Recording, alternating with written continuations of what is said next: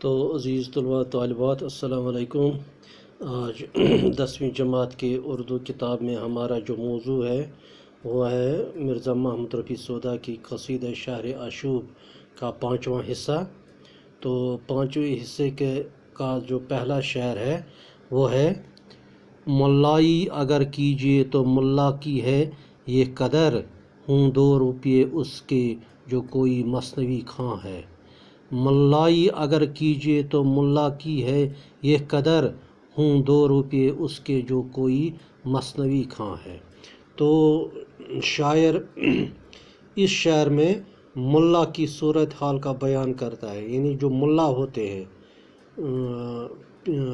ان کی صورتحال بیان یہاں اس شعر میں کرتا ہے۔ شاعر کہتے ہیں کہ اس زمانے میں مولوی کی صرف اتنی ہی قدر ہے، یعنی ملا یعنی مولوی کی صرف اتنی ہی قدر ہے کہ اگر اس کو بآواز بلند مصنوعی پڑھنا آتا ہے تو وہ 2 روپے تک کما لیتا ہے، کہ اگر اس کو کوئی سی موقع پر بآواز بلند اونچی آواز میں مصنوعی پڑھنا آتا ہے تو وہ 2 روپے کما سکتا ہے، ورنہ اس کی کوئی قدر نہیں۔ یعنی کہ اس کا مطلب ہے، شاعر کا مطلب یہ ہے کہ آج کل کے دور میں جو مولوی ہے، جو ملا ہے، ان کی کوئی قدر سماج میں نہیں ہے۔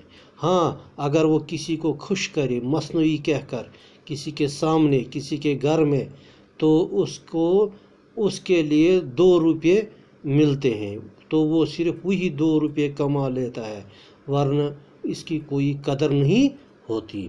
اس کے بعد جو شعر ہے وہ ہے: اور ماں خضر آخوند کا اب کیا میں بتاؤں، یک کاسہ دال عدس وجو کی 2 نا ہے۔ اور ماں خضر آخوند کا اب کیا میں بتاؤں، یک کاسہ دال عدس وجو کی 2 نا ہے۔ تو شاعر اس شعر میں، چونکہ شاعر کہتے ہیں کہ ملا یعنی استاد کی اس دور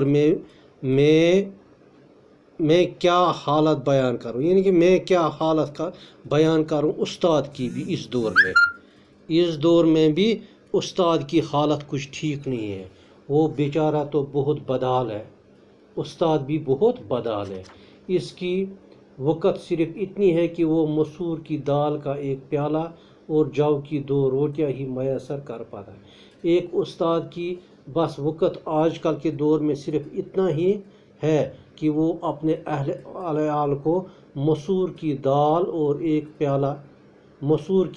کا 1 پیالہ اور جو کی 2 روٹیاں ہی میسر کر پاتا ہے، اپنے اہل عیال کو دے سکتا ہے۔ گویا علم کی روشنی پھیلانے والا استاد اس دور میں 2 روٹیوں کا محتاج ہو گیا۔ اس کے شاعر کے کہنے کا مطلب یہ ہے کہ آج کل کے اس دور میں استاد جو علم پھیلاتا ہے لوگوں میں، استاد کو صرف 2 روٹیوں کا محتاج بن کر بیٹھا ہے، یعنی 2 روٹیاں اسے ملے، اس کے لیے وہ استاد پریشان رہتا ہے۔ اس کے بعد جو شعر ہے وہ ہے: دن کو تو وہ بیچارہ پڑھایا کرے لڑکے، شب خرچ لکھے گھر کا اگر ہنسا دان ہے۔ دن کو تو وہ بیچارہ پڑھایا کرے لڑکے، شب خرچ لکھے گھر کا اگر ہنسا دان ہے۔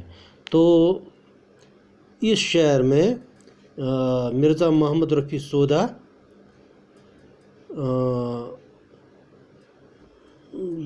وہ دن کو یعنی استاد کی ہی تصویر کشی کرتا ہے۔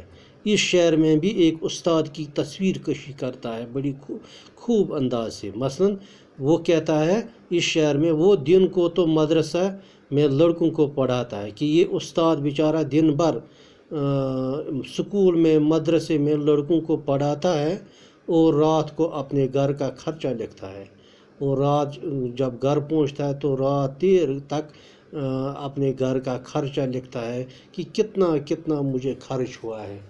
وہ بھی اگر حساب جانتا ہو. خرچ تب بھی ہی لکھ سکتا ہے جب وہ یہ جانتا ہو، حساب جانتا ہو کہ حساب کیسے لکھنا ہے.